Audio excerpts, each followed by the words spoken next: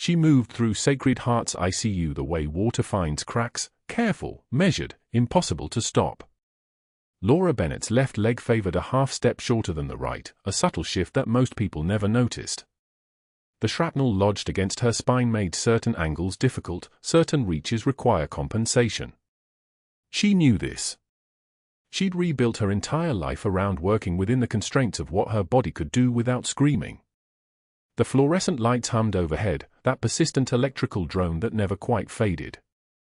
Antiseptic hung thick in the cold air, mixed with the rubber smell of fresh gloves and the metallic hint of blood that no amount of bleach could fully erase. She'd come to find it almost comforting, the hospital's honest smell. Nothing hidden. Nothing pretended. Her scrubs were the standard blue. Her name badge read Bennett, RN. Her dark hair was pulled back so tight it hurt slightly at her temples, the way she preferred it. Tight meant controlled. Controlled meant safe. The monitor beside bed 7 beeped its steady rhythm. She checked the readings without looking at the board. O2 sat 94. Heart rate 67. Blood pressure stable. Her hands moved across the equipment with the kind of precision that came from 10,000 repetitions, muscle memory that had nothing to do with civilian nursing and everything to do with field conditions where hesitation meant someone died in your arms. She'd learned to hide that competence. Learned to move like she was still figuring things out. In the break room, she poured black coffee into a mug that had been there for 3 years. Nobody claimed it. It had a chip on the rim. She preferred it that way. Imperfect things were less likely to be taken. The coffee was bitter, burnt from sitting on the warmer since 6 a.m., but she drank it without reaction. She touched her lower back where the shrapnel still sat like a secret, pressed her palm against the scar tissue that formed around it over 20 years. Pain was information. Her spine reminded her of that every morning. She dropped her hand quickly when Dr. Marcus Ashford pushed through the break room door. He was tall. Expensive watch. The kind of surgeon who made hospital rounds feel like inspections. His eyes moved over her and through her, the way you might look at furniture. "Bennett," he said, not looking directly at her. "How long have you been on this unit?" 12 years, she said quietly. 12 years. He said it like it was a mildly disappointing fact. "And you're still just a day shift ICU nurse." She didn't respond. She learned long ago that men like Ashford didn't actually want answers. They wanted space to fill with their own conclusions. She simply drank her coffee. "We've got an incoming transfer. Sanjin. Special Forces paratrooper, collapsed lung, critical condition." He said it casually, but something in his voice had sharpened. The hunt reflex. Ashford loved critical cases, the kind that let him perform in front of an audience. "Should be here within the hour. You'll prep Trauma Bay 1. "Yes, doctor." He left without another word, but she felt the weight of his attention linger like a question mark. The Sanjin reference landed somewhere in her chest and stayed there. Sanjin. Not just any deployment location. Sanjin Valley, Helm and Province. Where the fighting got so dense the ground itself seemed hostile. She'd been there once. 20 years ago. She'd been there when mortar fire turned afternoon into something else entirely. She finished her coffee and set the mug down carefully. She did not allow her hands to tremble. She did not allow her breathing to change. She simply stood and walked back to the unit. Trauma Bay 1 was already being prepped by the nursing assistants. She moved through the space like choreography, checking ventilators, confirming the emergency equipment was in place, running through the mental checklist that had kept her alive in worse conditions than any San Diego hospital would ever see. Central lines. Chest tubes. Defibrillation pads. Everything within arm's reach. The intake sheet came through on the unit iPad. Name redacted. Age 28. Rank redacted. Medical summary, blast trauma, left pneumothorax, requiring emergency chest tube placement in theater. Transferred from Kandahar to Landstuhl, now to Sacred Heart for continued care. Patient remained unconscious throughout transport. Blast trauma. 20 years and the word still meant something specific. It meant the air itself had turned solid and tried to kill you. It meant the pressure wave traveled faster than the human body could understand, leaving damage in places where damage shouldn't exist. She'd done chest tube placements in the field. Not supposed to, as a medic.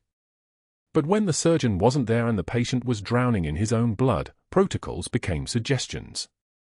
She'd threaded the tube in by feel and sound, guided by the hiss of air when the lung re-expanded. That sound was unmistakable. That sound meant you'd done it right.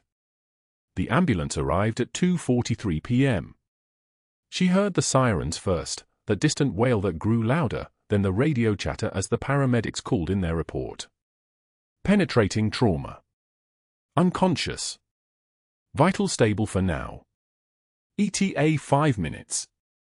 Laura stood at the entrance to Trauma Bay 1 with her hands positioned at her sides, the way she'd learned to stand when someone needed to know you could move fast if required.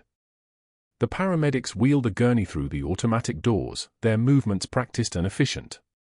She noted the 4 lines, the oxygen mask, the chest tube already in place and draining serous fluid into a collection chamber. The patient's face was partially obscured by the mask and the swelling that came with trauma. His left arm was bandaged from wrist to shoulder.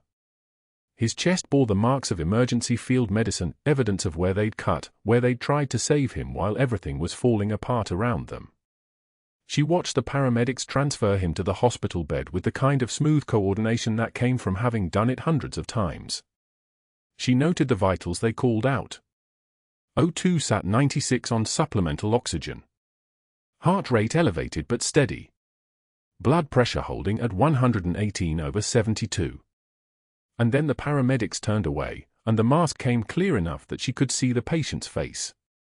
Her hands did not shake. Her breathing did not change. The fluorescent lights did not flicker. The moment did not announce itself as the kind of moment that split time into before and after. It simply happened, and she was conscious enough to know that no one else in this room understood what they were looking at. The eyes were closed, but she would have known them with her eyes shut. Some images burn themselves into the architecture of memory so completely that 20 years of silence can't fade them. She saw a 6-year-old boy, terrified, dust in his hair, reaching for her as the world became sound and fury. She'd pulled him down, covered him with her own body, felt the concussion wave slam them both into the packed earth.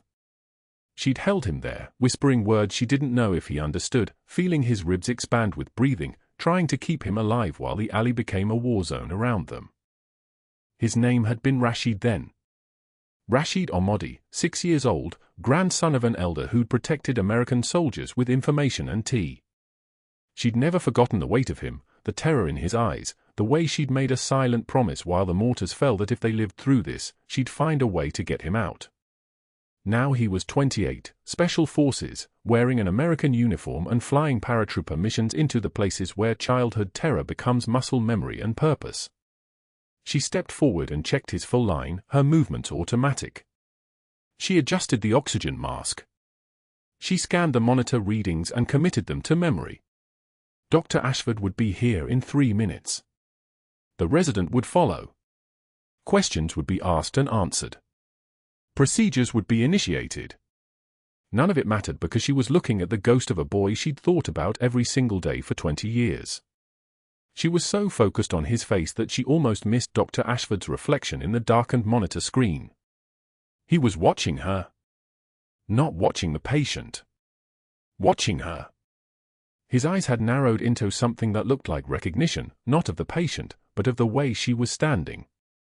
The way her jaw had tightened by approximately 2 millimeters. The way she'd stopped blinking. She immediately stepped back and resumed her neutral posture. But it was too late. She'd shown him something. She wasn't sure what, but it was something. Ashford entered the bay with the resident trailing behind him like a satellite. He performed his examination with clinical precision, palpating the chest, checking the tube placement, ordering a fresh chest X-ray. He never once looked at her again, but she felt the weight of his attention, the way his mind was working through what he'd observed. At 3:17 p.m., during the shift change, she made a critical error. She accessed the patient's classified file. It wasn't supposed to be in the hospital system. It shouldn't have been. But it was there, flagged for medical review, and the file was open and she needed to confirm something. She needed to know if this was who she thought it was. 3 minutes. That's all it took to read the summary. 28-year-old Afghan national, naturalized U.S. citizen, Green Beret candidate, rated as exceptional in all combat metrics. Service record classified. Next of kin listed as grandmother, age 92, location, Kandahar City. The grandmother was alive. She was still there. After everything, after the war had pivoted and shifted and became something else, the woman who'd offered tea and shelter was still breathing. Laura closed the file and stepped back from the computer. She did not allow herself to feel anything. The trick was compartmentalization. The trick was knowing that feelings were a luxury that came after the mission was over, and the mission was never over. When she turned around, Dr. Ashford was standing 3 feet away. He'd approached without her noticing, which meant she'd been too focused to hear his footsteps. Which meant he'd been watching long enough to understand she'd lingered on details. "That's classified material, Bennett," he said quietly. "I was confirming his lung status," she replied. "You were doing something else." He smiled, and it was the kind of smile that meant he'd seen something he could use. ICU nurses don't access Green Beret service records. They don't linger on operational history. They don't. He tilted his head, studying her the way a predator studies prey that's just revealed it's more capable than it appears. "What exactly is your interest in this patient?" She held his eyes. She did not blink. She did not explain. She did not give him anything. "Next time," Ashford continued, "limit your chart access to the medical sections. Anything else is a HIPAA violation. I'd hate to see a 12-year career end over a simple mistake." It wasn't a question. It was a threat wrapped in clinic language, and they both understood exactly what it was. The red marker on the unit board caught the fluorescent light like a wound. "Bennett, inappropriate chart access, written warning." Her name in clinic language that meant only one thing: Dr. Ashford had decided to move. She'd known it was coming the moment he'd appear behind her in the records room, his voice smooth as a scalpel. "Interesting reading, Nurse Bennett." She'd closed the file with the precise control of someone who'd learned long ago that panic was a luxury she couldn't afford. "Just reviewing history," she'd said. His smile had been thin. "Really?" "Because those pages require clearance you don't have." Within an hour, the board had changed. The entire shift had seen it. Saw her. Marked her. At 2 p.m. sharp, Dr. Ashford conducted rounds in the paratrooper's room with the deliberation of a man executing a rehearsed performance. The patient's mother and sister stood vigil near the window, their eyes moving between the machines and their son's pale face. The chest tube drained dark fluid into a collection chamber. His vitals were stable. His breathing was steady. None of that mattered to what was about to happen. Ashford raised his voice deliberately, not angry, just audible enough that everyone in the room would hear every word. "Nurse Bennett, can you explain why you accessed classified portions of this patient's file? Do you have boundary issues we should discuss? This isn't appropriate civilian nursing behavior." His tone suggested he was asking about a procedural error. His eyes suggested he was executing a public flogging. Laura stood at the bedside with the paratrooper's chart in her hands. She took one measured breath. Just one. Her jaw tightened, barely visible, a clench that lasted less than a second. She met Ashford's eyes and held them. "Some details matter for proper care, Doctor." Her voice was steady. Quiet. The kind of quiet that comes from having survived worse than workplace humiliation. A single tear escaped her left eye without warning. She didn't look away from Ashford. Her right hand moved up and wiped it away with her index finger, the motion economical, the gesture containing no apology. The paratrooper's mother made a small sound, sympathy, rage, something between. Ashford's mouth tightened slightly. He'd expected her to crumble. Nurses usually did. Instead, Laura stood like steel in scrubs, letting him see that his words had landed and choosing not to let them stick. He turned away. Rounds continue. The moment moved forward, but something had shifted in the air, the kind of shift that comes when a person refuses to break in front of their executioner. That afternoon, Laura sat in the break room with a lunch she didn't want. Within 30 seconds, 3 nurses found reasons to leave. One muttered something about a supply check. Another suddenly remembered a call she needed to make. The third simply stood up, gathered her things, and walked out. The table remained empty after that. By the next day, whenever Laura approached the break room, staff would glance up, and a silent evacuation would begin. Someone would remember a task on a different floor. Someone would suddenly need to check the supply closet. It wasn't confrontational. It was worse. It was the clean silence of contamination, the kind that spread without words. She watched it happen with the detachment of someone cataloging survival techniques. The room would clear like a reverse tide, leaving only the sound of the refrigerator humming and the fluorescent lights casting everything in harsh white. She took her lunch to the stairwell instead. Sat on the concrete steps where the air smelled like industrial cleaner and nobody expected to find her. The shrapnel in her spine ached, it always did when she was under stress, a constant reminder that some wounds stay inside. At shift change on the 3rd day, Ashford announced her reassignment with the casual authority of a man moving a chess piece. "Bennett, you're moving to pediatrics, graveyard shift, effective immediately. Perhaps you'll respect boundaries there." His voice carried no malice, which somehow made it worse. He wasn't angry. He was simply reorganizing his domain, placing the problem piece somewhere it couldn't interfere with his operational security. The ICU was 3 floors above pediatrics. The paratrooper was still in ICU. Still asking questions about the nurse who'd reviewed his file with the intensity of someone looking for a specific name.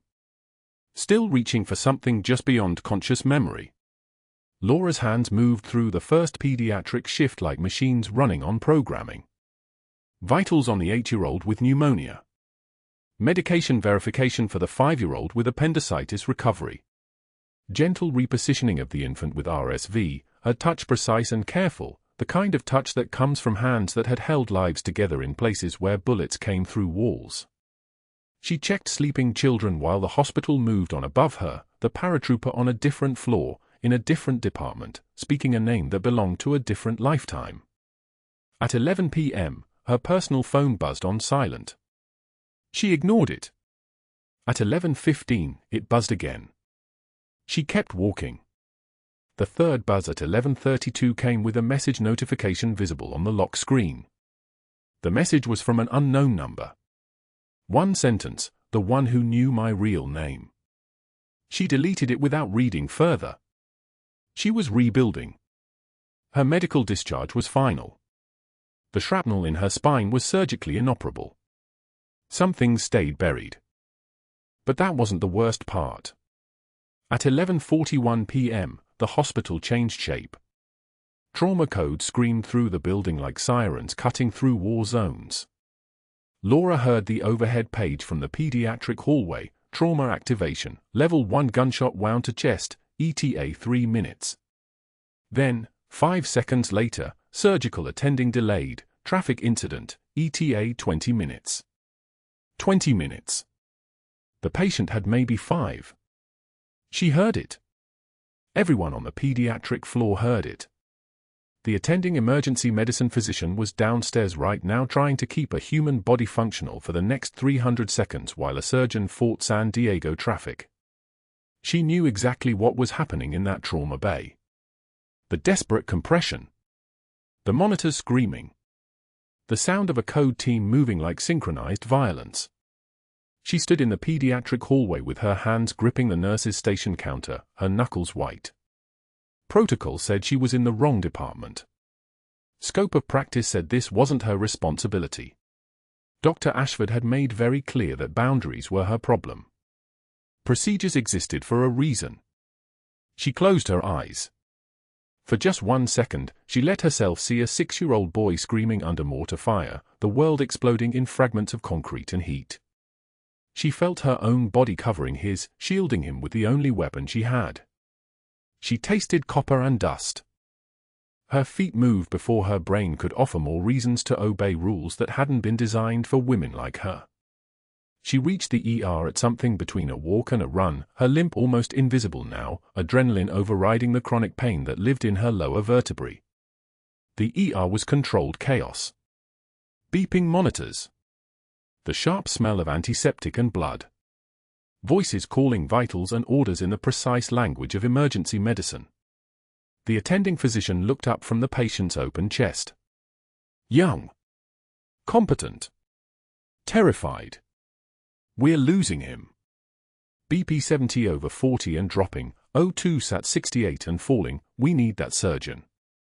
Laura's voice cut through everything like command authority, like muscle memory taking over, like someone who'd given orders in combat zones and expected them to be followed. Clamp, scalpel, and someone get me an MRE package from my locker, now. Her tone suggested this wasn't a question. It was a statement of physics. The attending stared at her. You can't. Unless you want him dead in 3 minutes, yes I can. Move. She was already moving toward the crash cart, her hands reaching, her eyes cataloguing the anatomy before her like a topographic map she'd studied 1,000 times before. The pause lasted less than a second. Then the team moved because something in her voice had made it impossible not to. The fluorescent lights hummed overhead. The heart monitor beeped its warning rhythm.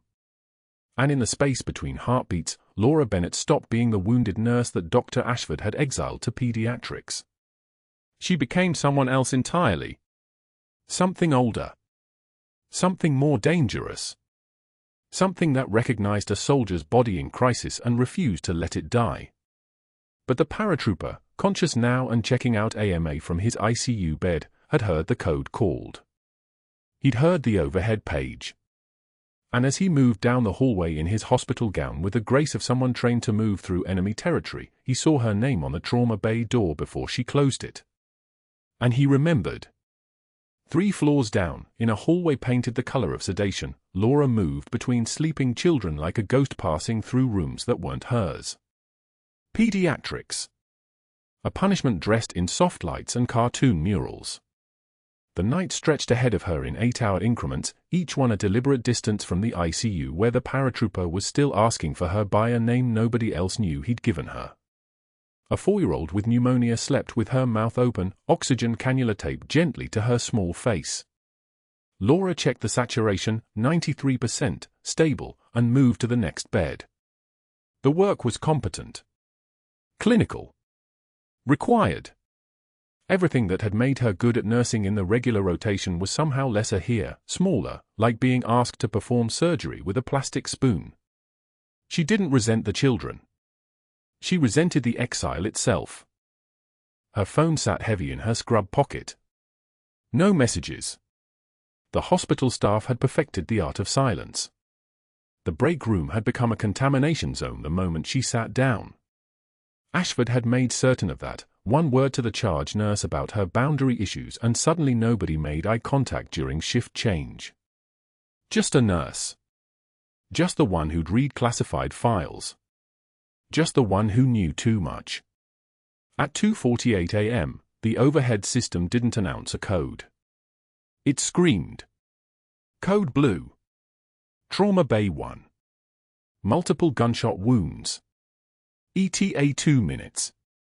The entire hospital's central nervous system ceased for a half-second, then fired. Laura's head came up. Her hand stilled on the 4-pump she'd been adjusting. Somewhere in her spine, below the shrapnel that ached when she stood too long, something ancient woke up. She moved to the hallway, watching nurses sprint toward the stairs. Then came the second announcement. The on-call surgeon, Dr. Mercer, was stuck on I-5 with a jackknifed semi blocking 3 lanes. ETA 43 minutes. The ER had no trauma surgeon. The gunshot victim had 20 minutes, maybe less. Laura stood very still in the pediatric hallway. The machines around her beeped their steady patterns. Down below, people were panicking in the way that happened when there was work but nobody trained to do it. She could feel it, that specific gravity of crisis where bodies were arriving and competence was absent. She walked to her locker. Changed her shoes. The faded unit patch inside her jacket lining caught the light for a moment as she pulled on her emergency scrubs.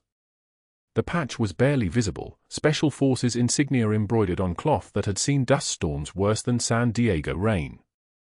Nobody at Sacred Heart knew it was there. Nobody knew what it meant.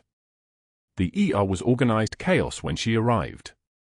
The gunshot victim was already on the table, male, early 30s, 2 entry wounds to the left chest, air hunger in his breathing that meant a pneumothorax was already collapsing his lung. The resident physician, Dr. Chin, was standing there looking at the monitor like it might explain what to do. The nurses were prepping for a procedure nobody in this room had the authority to perform. "Where's Mercer?" Laura said. Not a question. A statement of fact assessment. "Stuck in traffic. 43 minutes if the freeway clears," Dr. Chin said, and his hands were shaking. Not visible to anyone else. But Laura saw. Hands that had never held a bleeder in a combat hospital tent. Hands that had never learned that panic was a luxury. She moved to the table. The patient's O2 sat at 68% and dropping. His systolic pressure was already drifting into the 80s. The chest tube wasn't enough. The pneumothorax had a bleeder attached, and his left lung was compressing toward his heart. She said, "Needle decompression first. 14-gauge needle, second intercostal space, mid-clavicular line." Dr. Chin didn't move. "We need to wait for Mercer." "I can't." "Patient will code before Mercer arrives," Laura said. Her voice was no longer asking permission from anyone in this room. It was the voice of someone who'd made decisions in conditions where hesitation meant flag-draped boxes. Second intercostal space. Now. The nurse moved. "Grab the needle." Laura's hands were already moving. She'd done this 47 times in Sanjin, Kandahar, and the medical tent at FOB Shank, and muscle memory didn't forget. The needle went in. Air hissed out, the sound like a tire releasing pressure, like relief itself escaping from his chest. O2 climbed. 68. 75. 82. But the bleeding didn't stop. The monitor told her what her hands already knew: there was deeper trauma, a vessel torn somewhere in the lung tissue itself. The needle had bought time. Not solution. "We need to crack the chest," she said. Her hands were already moving toward the instrument tray, already reaching for the things she'd kept muscle memory sharp with and civilian hospitals never asked for. Emergency thoracotomy. Left anterolateral approach.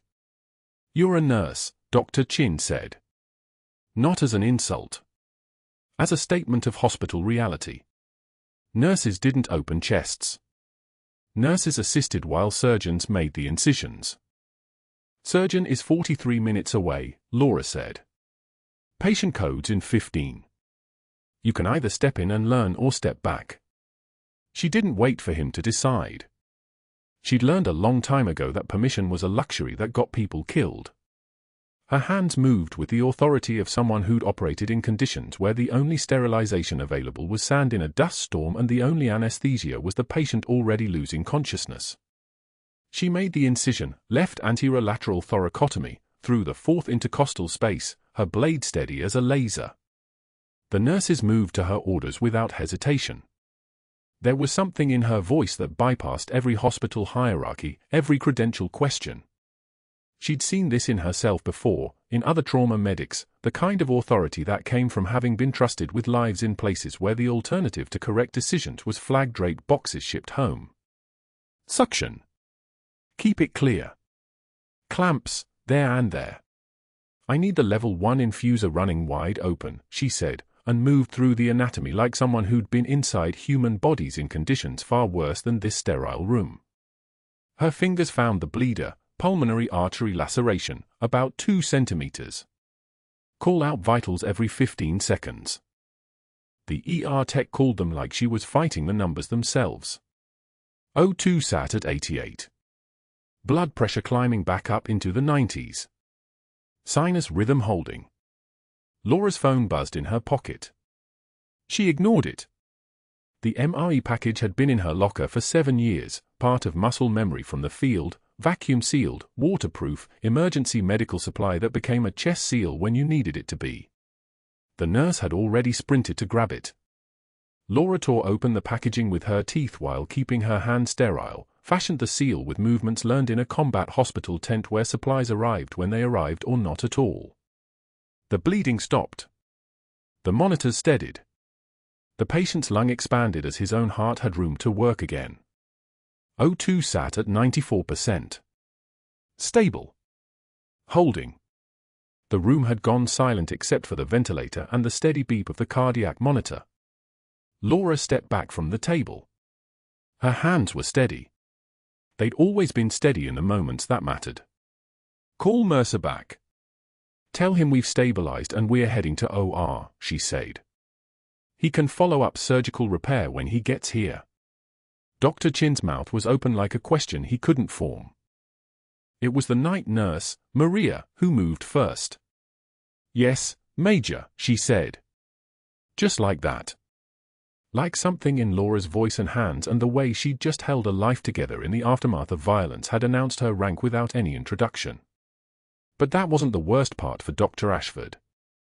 Upstairs, in the ICU recovery bed where he was supposed to remain sedated and docile, the paratrooper had heard the overhead codes the way a hunter hears a distant shot. He'd felt the hospital's emergency frequency like a vibration in his bones. His chest tube was still in place, still draining, still anchoring him to the bed. Medical protocol said he should stay put. His body had other instructions. He pulled the .4 from his hand with the flat effect of someone accustomed to pain, disconnected from the restraint of healing, and moved. The ICU hallway was empty at 2:58 a.m. His hospital gown flapped. His chest tube pulled slightly but held, the drain bottle swinging from his hand like a terrible thing he couldn't set down. He moved down the hallway the way he'd learned to move through Kandahar, low, steady, one foot in front of the other despite the injury because stopping was the only way you got killed. The ER observation window was dark. He stood there in his hospital gown, holding his own drain, watching through the glass as a nurse in scrubs, the same nurse who'd accessed his classified file, the same nurse who'd met his eyes with recognition he couldn't quite place, worked a trauma with the hands of someone who'd done this exact thing in conditions that made this room look like a 5-star resort. And when the monitors steadied, when the patient saturation climbed, when the bleeding stopped because someone's hands knew exactly where it would be and how to find it, that's when he said it. Loud enough for the observation room to hear. Loud enough for Dr. Ashford, who had just arrived to witness the end of the procedure, to hear. Major Bennett. Not a question. Recognition. A call sign nobody in this hospital should have known. A rank nobody had given her. A name that meant something specific to people who understood what it took to keep someone alive under fire. Dr. Ashford's face drained white. Not from shock at the paratrooper's words. From the sudden, crystalline understanding of what that nurse had read in those classified files. What she would have noticed. What her experience would have shown her. The medication discrepancies he'd been covering for 6 months. The systematic drug diversions he'd rationalized as borrowing. The gambling debts he'd paid down with pharmacy inventory that should have gone into patients' veins. She'd accessed his file because she recognized the paratrooper. But she'd seen his file because she was exactly the kind of person trained to notice when a physician was siphoning off controlled substances. Trained to recognize the pattern. Trained to understand the mathematics of addiction and debt and desperation. Her eyes met his across the ER, and Ashford understood, in that single moment, with the clarity of a man watching his career compress into a singularity, that he had made a terrible mistake in trying to destroy her credibility. The paratrooper came down the hallway like a ghost walking through walls. Chest tube still taped to his ribs. For lines trailing behind him. The monitors in his room screaming their abandonment. He moved with the kind of slow deliberation that said pain was information, and he needed the information. His eyes found the trauma bay. Found her. Laura was already 3 minutes into the thoracotomy. The gunshot victim had arrived without a surgeon, the on-call trauma doc stuck in gridlock on I-5, ETA 18 minutes. The attending ER physician had frozen, hands trembling, voice climbing into territory that sounded like prayer. Laura didn't pray. She moved. Her hands had done this before in places where the power failed and the light died and you operated by the phosphorescence of artillery fire. The needle went in at the fourth intercostal space. The hiss of air escaping. O2 climbing. 72. 81. 88. Sinus rhythm reasserting itself like a miracle that wasn't a miracle. It was anatomy and physics, and a combat medic who'd operated in desert dust storms fashioning a chest seal from an MRE package she kept in her locker from habits that civilian hospitals had no framework for. The paratrooper stood in the doorway, utterly still. He watched her hands move with the terrifying fluid precision of someone trained to pull people from burning vehicles. She didn't know he was there. She wouldn't have changed anything if she had. The work was the work. The patient was breathing. The monitors showed a heart that had decided to stay in the fight. When she finally stepped back, when she finally handed off to the trauma surgeon who'd peeled into the garage 10 minutes too late, the room was full of people pretending they hadn't just watched a nurse perform a procedure that was supposed to require a surgeon's license, an operating theater, and $40,000 of institutional authority. Laura pulled off her gloves. The snap of latex sounded like applause. That's when the paratrooper said it. Major Bennett. Not loud. Just loud enough. A statement delivered like a salute. Like a recognition. Like a name being restored to a woman who'd spent 3 hours in a government office getting it officially removed. Dr. Ashford was 20 feet away, still writing orders on the admission chart. His pen stopped. The blood drained from his face like someone had opened a valve he didn't know existed. He looked at Laura. He looked at the paratrooper. He looked at the patient who was now stable, now breathing, now alive because a woman he'd spent 48 hours trying to destroy had moved faster than his cowardice could run. And in that moment, Ashford understood. She'd accessed that classified file not to steal secrets, though she'd read them. She'd read about the medication requisitions that didn't match patient census. The anesthesia orders logged at 3 in the morning when no surgeries were scheduled. The pattern of prescriptions that bled into a second and third pattern, each one a small betrayal of his oath, each one another $1,000 slipping into a debt that had started with poker chips and spiraled into something darker. He'd covered it with falsified records. He'd smoothed it with connections. He'd thought he was untouchable. And she'd known. It took 40 minutes. Ashford found her in the hallway outside the trauma bay. His voice was different now, sharper. My office. Laura didn't move. I have patience. Now. Not a question. The kind of command that only works if you've never actually needed to command anything real. He didn't go to his office. He went to the night administrator's station. Laura followed at a distance, already understanding what was happening. The calculus of a drowning man. He was speaking before they even reached the desk. Nurse Bennett just performed a thoracotomy. A thoracotomy, without surgical supervision, without attending authorization, without any basis in her scope of practice. She's a liability. Possibly unstable. Her chart access history shows inappropriate familiarity with classified patient information. Each sentence clipped shorter. Each one designed to get ahead of the truth before it could move faster than his words. The night administrator, a tired woman named Rodriguez who'd been doing this job for 16 years and could smell panic the way dogs smell fear, looked at Laura. Then back at Ashford. The patient survived. That's not the point. Actually, Rodriguez said, that's entirely the point. But Ashford was already making calls. To the chief of medical staff. To the hospital's legal counsel. To the medical board. His voice on the phone was controlled now, but the controlling made it worse. Made it sound like documentation. Like evidence. Like a man building a case against a woman who'd just saved a human life because saving that life was easier than letting her speak. 27 minutes later, security was walking Laura through the halls. They didn't cuff her. They didn't need to. The uniform was enough. The escort was enough. Past the ER where staff stopped working to watch. Past the ICU where the paratrooper stood at the window, still connected to monitors, watching her walk out like a prisoner. The badge was surrendered at the front desk.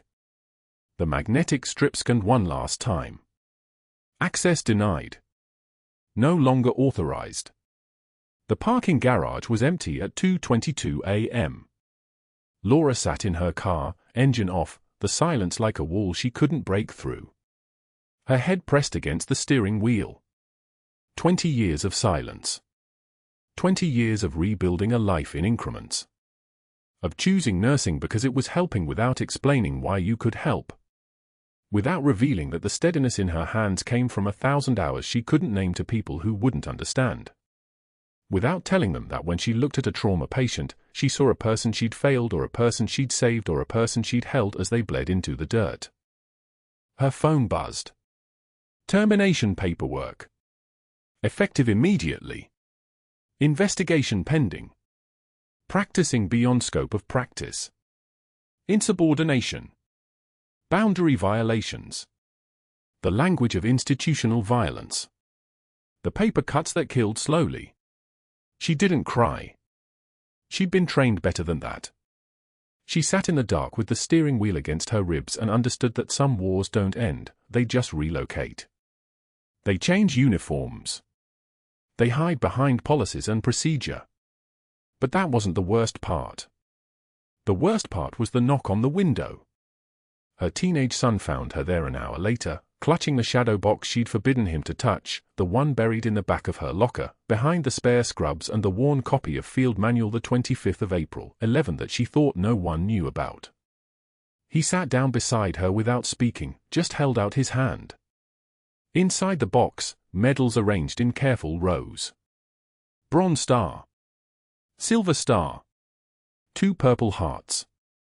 And beneath them, photographs so old the edges had curled, a younger version of his mother in desert camouflage, standing with operators whose faces had been carefully scissored out of every image except one, where a 6-year-old Afghan boy with terrified eyes clung to her uniform. "Mom, they need to see these," he said quietly. She shook her head.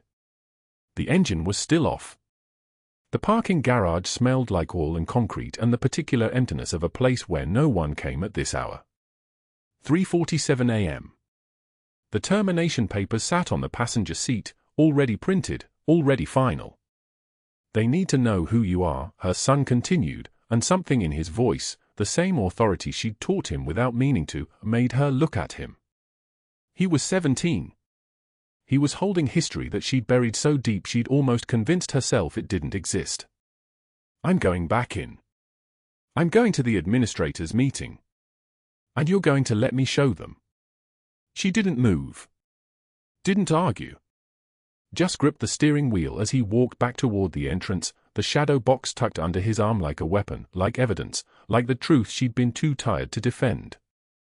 The administrator's emergency conference room on the 3rd floor was already chaos, Mrs. Chen with her hand shaking, the hospital's legal counsel on his phone, and Dr. Ashford in the center of it all, his voice steady and practiced, the voice of a man who destroyed reputations before and knew exactly how to make it stick. "She's unstable," he was saying. Classic pseudologia. Military obsession. She accessed classified patient files with a familiarity that suggests she's fabricated an entire identity too. The door opened. Laura's son didn't knock. "My mother is Major Laura Bennett," he announced, and the room went dead silent. The paratrooper, still hooked to 4 lines, still in a hospital gown, his chest wound bandaged but his spine straight, stood at attention. The motion cost him, she could see the pain flash across his face from the doorway where she now stood, the shadow box open in her son's hands. Medals catching the fluorescent light like small mirrors. "She pulled me from a burning vehicle in Kandahar when I was 6 years old," the paratrooper said, his voice breaking on the last word. I was bleeding out. My family was trapped in the wreckage. She came through the smoke without hesitation, without regard for her own safety, and she carried me to the evacuation point. She held pressure on wounds that should have been fatal. She sang to me in Pashto, songs my mother had taught her, while the medevac came. He swallowed. She saved my life that day. And she saved it again tonight. Mrs. Chen lifted the file with trembling hands. She'd been an administrator for 23 years, but her voice wavered as she read aloud, Silver Star. Citation for gallantry in action. Purple Heart. Second oak leaf cluster in lieu of a second Purple Heart. Honorable discharge. Medical. Combat Medic Certification, 4th Ranger Battalion, 75th Ranger Regiment. 3 tours in Kandahar. 276 combat casualties treated in field conditions. 0 preventable deaths. She looked up at Laura. There's more. There's a letter here from the Joint Special Operations Command recommending her for the Medal of Honor, dated 5 days before her medical discharge. The SEAL team leader who'd flown in with the paratrooper stepped forward, and when he spoke, the room compressed around his voice. Major Bennett ran combat trauma operations for JSOC. I trained with her in 2014. She has more surgical hours in worse conditions than anyone in this building, than anyone alive. She did thoracotomies in firefights. She saved lives with field dressings improvised from MRE packaging. And she did it all while carrying shrapnel in her spine that should have left her paralyzed. That was when the federal agents walked in. Special Agent Morrison didn't announce himself. He just held up credentials and let them hang in the air like a sentence. Behind him, 2 more agents in dark suits, moving with the controlled precision of people who'd been trained to walk into hostile environments and own the space immediately. The FBI seal on Morrison's jacket caught the light the same way the medals had. Dr. Ashford, we've been investigating you for 6 months, Morrison said, his voice level as concrete. Systematic diversion of controlled substances. Falsified medical records. Fraud. When you attempted to forge personnel records to discredit Major Bennett 3 hours ago, Morrison lifted a folder, you triggered federal monitoring systems we've had active on your account since March. Ashford's face drained. The color didn't fade gradually. It vanished like someone had pulled a plug. I was documenting her instability, he started, but Morrison was already talking over him. We have documentation of gambling debts totaling $340,000. Diverted medication sold to cover those debts. Pharmacy records showing you pulling controlled substances under patient names they never received, going back 8 years. And as of tonight, attempted obstruction of a federal investigation by forging government service records. Morrison nodded to the second agent. Dr. Ashford, you're under arrest for drug diversion, fraud, and obstruction of justice. The handcuffs made a small metallic whisper as they came out. 2 clicks. 1 on each wrist. He didn't resist.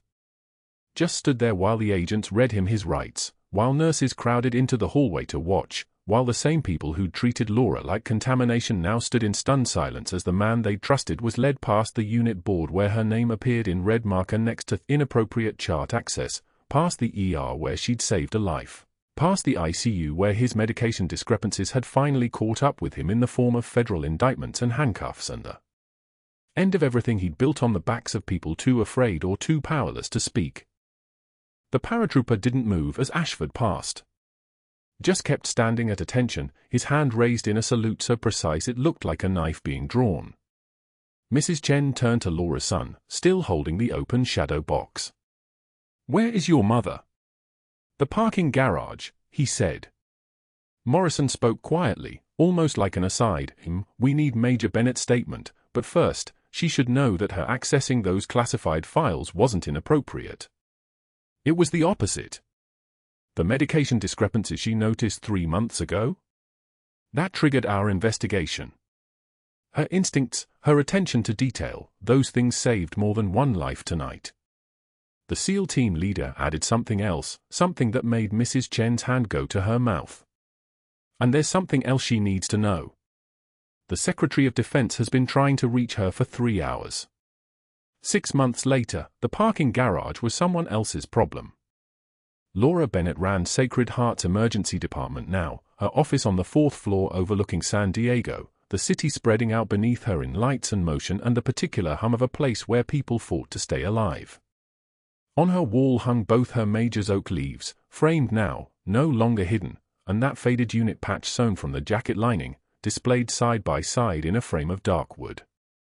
Beneath them, a photograph of a 6-year-old boy with terrified eyes and a woman kneeling beside him in desert dust. The paratrooper stopped by on his way to Fort Bragg, his full recovery documented in the medical record as a textbook case of post-operative healing, though anyone who'd seen him knew it was something more than medicine. He was training the next generation of Special Forces medics now, using techniques she'd taught him 15 minutes at a time while monitoring his vitals, bringing him water, reminding him that not all scars meant failure. Through her window she could see the strip mall across the street where Marcus Ashford worked night security, his medical license permanently revoked, his federal probation requiring visible employment. His uniform caught the streetlight as he made rounds, a small figure in a dark parking lot while above him her trauma center glowed bright against the San Diego night. Her son came by with coffee, heading to his EMT class now, the same patch from her jacket sewn onto his backpack. Mrs. Chen knocked just as Laura was filing the quarterly reports. "Major, the pediatric wing dedication is ready." They walked together through corridors that hummed with the sound of machines keeping people alive, past the ER where code blue screamed and nurses moved with the grace of people who'd learned to hold chaos in their hands. The new trauma training center occupied an entire floor, funded by a Department of Defense grant, where Laura would teach civilian nurses the combat medicine that saved so many lives. The plaque read, Lighthouse Combat Medical Training Center, dedicated to Major Laura Bennett, whose light guided warriors home. On her desk, framed between her silver star and the photograph from Kandahar, sat the letter that had arrived 3 hours after she saved the paratrooper. Presidential invitation. Medal of Honor ceremony. Not as a guest but as an honored instructor for the military's new civilian-to-combat medical pipeline. She'd rebuilt her life in silence, one quiet shift at a time, but some lights are meant to shine. Her closing words to the first class of nurses, power is not a title. Power is the ability to help. If you've ever been underestimated, if you've ever held a secret that could change everything, if you've ever wondered about the hidden strength in quiet people, subscribe and hit the notification bell so you never miss a story like this one again. And in the comments, tell me, what would you have done if you were standing in that parking garage, holding proof of who you really are?